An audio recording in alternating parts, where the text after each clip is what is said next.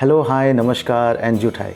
In today's time, we knew a teacher is recruited in any school or colleges based on their merits. How far it is effective and can be practiced, let us try and understand in today's video.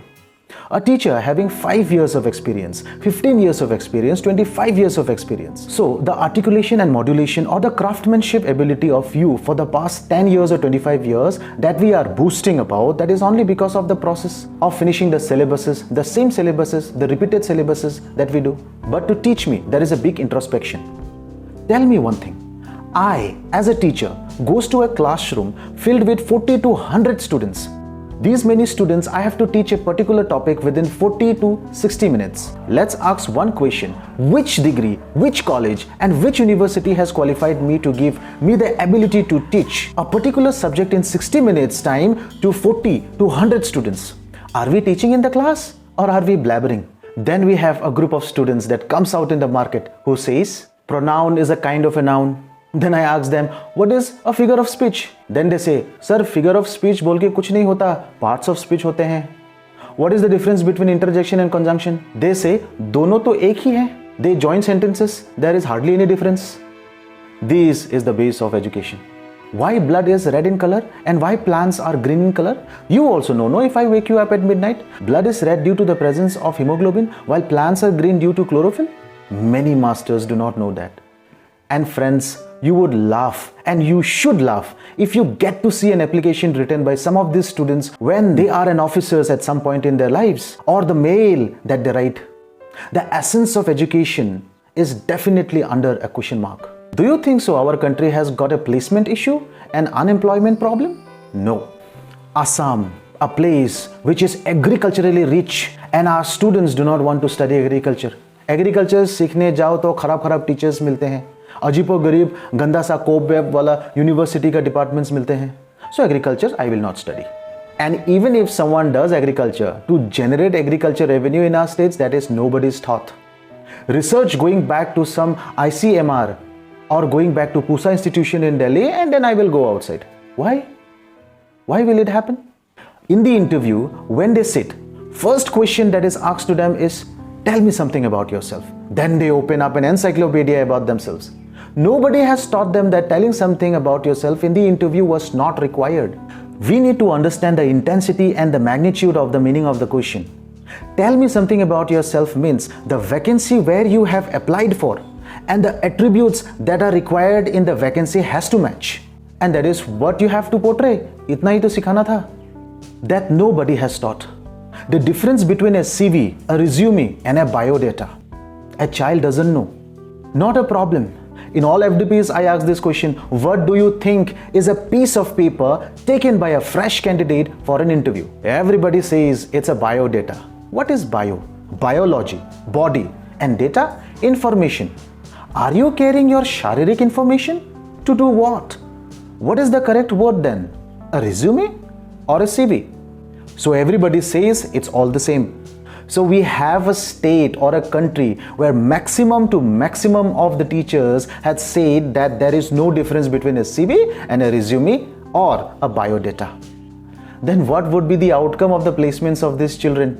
And what if one teacher knows the correct word is resume? Then what would be the construction of the resume? What would be the word layout of the resume? What about the way of the resume to be portrayed? That is not been trained. Is it not been trained because of the fact that is not the part of the curriculum of the UGC? Or simply, I don't know. That's the reason I haven't taught. Which one? Now, if you accept the fact that I don't know, then I can learn. Now, if you say that that is not the part of my job, by having a couple of degrees in today's time, a person does not get a job. That is the reason we have a country, a state, when a boy and a girl falls in love and the next day when the girl ditches or the boy dumps the girl, there is a suicide case. Or when a teacher sees a student coming late to the class, tells, why are you late? Get out of the class. I am very angry. I will give you one slap on your face. Teacher is a teacher or a villain or Mogembo. Are you taking a student out of the class or a criminal out of the class? When these teachers are asked, why did you do that? The teacher tells, to discipline the child. Really? Is this the way to discipline a child by depriving him or her from the class? Can that student be allowed if they are late? That can be done, no? And later after the class, that student can be called for a talk and tell the student the importance of coming to the class on time. It can be done, right? But the sad truth is that it has never been done. And that's why from the other day the student stops respecting the teacher. Why it is happening? Because our education system has not taught them over adversity quotient, AQ. They don't know how to walk with the rough patches of life. What will I do with the IQ, intelligent quotient? IQ, intelligent quotient, is about memorizing subject. IQ is about remembering calculations, ability to do mathematics. Based on that, will I survive? Or based on emotional quotient, social quotient, ability to maintain peace and harmony with others, that quotient is required. Those quotient were never taught in our classrooms. How will it be taught? Because you made the child wait outside of the classrooms. So the adversity quotient is gone. I have heard teachers repeatedly labeling students as either gadha or brilliant, but not as individual students.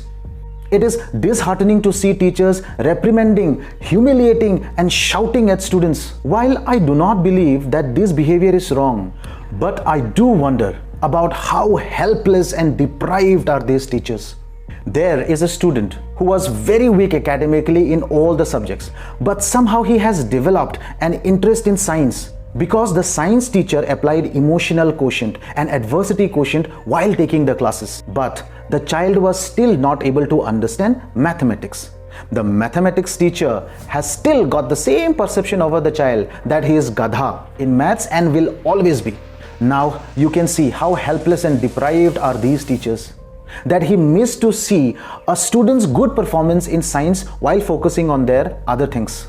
And he has missed the students' improved conceptualization skills in science that could help them with mathematics. Get out of my class, I will slap you in your face. Is this behavior becoming of a teacher or a criminal? A teacher only acts in this way when they have lost all control over their composure and classroom management behavior. By terminating or humiliating a child, you are taking a criminal out of the class. He is a criminal now. He will take revenge in the society on this behavior of yours. This child, when grows up and then his son comes in and his daughter comes in, they goes to the school, and when teacher complains about the student, their parents comes and is about to hit the teacher on their face. Why? Because of those subdued grievances. I never did that. Whenever teacher complained about my child, I say, I have given my child to you. Whatever is the best thing, do. And make him or her a good human being. Because I know if a teacher do not discipline a child today, then tomorrow administrations has to come and discipline my child, which will be very difficult. To my dear viewers who are currently watching me, I am aware that there may be some fragment of people who will believe that disciplining a student while considering their emotional quotient, social quotient, and adversity quotient is an impossible task. However, I am here to say that it is not impossible, but rather a difficult task. In order to create a better education system and ultimately a better society, cooperation is necessary. That's all, my friend. Thank you and Juthai.